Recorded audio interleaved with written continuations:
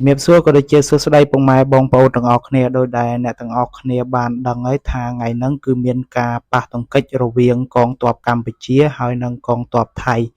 ដែលកើតឡើងនៅព្រឹកមិញកាលពីថ្ងៃទី28ខែឧសភាឆ្នាំ2025នៅភូមិដេជោមរតកឃុំមរតកស្រុកជាំខ្សានខេត្តព្រះវិហារចំពោះទាហានខ្មែរម្នាក់ដែលបានស្លាប់នៅក្នុងការផ្ទុះអាវុធជាមួយនឹងថៃគឺគាត់មានឈ្មោះថាសួនរ៉ូនអាយុ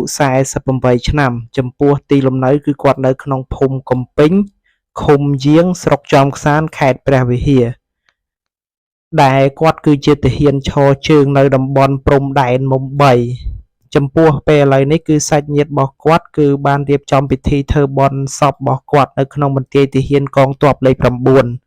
អង្គការពារជាតិបានចេញសេចក្តីប្រកាសហើយចំពោះរឿងហេតុគឺដោយសារតែកងទ័ពថៃបានធ្វើការបាញ់ប្រហារមុតមកលើលេនដ្ឋានដែលជាទីតាំងឈរជើងរបស់កងទ័ពកម្ពុជាចំពោះរឿងហេតុនេះដែរគឺធ្វើឲ្យបាត់បង់ជីវិតកងទ័ពរបស់ខ្មែរយើងម្នាក់ក្រសួងក៏បានលើកឡើងដែរថាការប៉ះទង្គិចគ្នានេះគឺមិនជាជំរើសដែលកម្ពុជាចង់បាននោះទេហើយក្រសួងក៏នឹងបន្តពិភាក្សាជាមួយនឹងក្រសួងការពារជាតិថៃដើម្បីស្វែងរកដំណោះស្រាយរួមគ្នានៅក្នុងការធ្វើឲ្យស្ថានភាព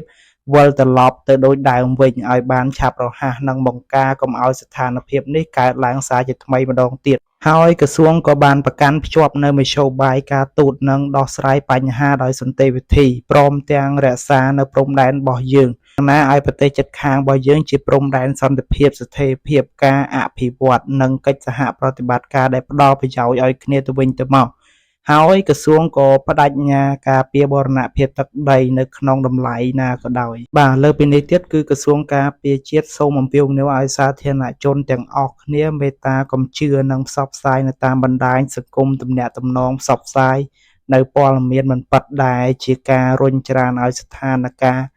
នៅបណ្ដោយព្រំដែនដែលមានអស្ថិរភាពនិងអសន្តិសុខព្រមទាំងបង្កឲ្យមានផលប៉ះពាល់ដល់ទំនាក់ទំនងរបស់កងទ័ពហើយក្រសួងក៏សូមស្នើទៅដល់សាធារណជនទាំងអស់ឲ្យទទួលយកនូវព័ត៌មានដែលមានប្រភពច្បាស់លាស់ផ្លូវការជាពិសេសគឺការប្រកាសព័ត៌មានចេញពីក្រសួងការពារជាតិ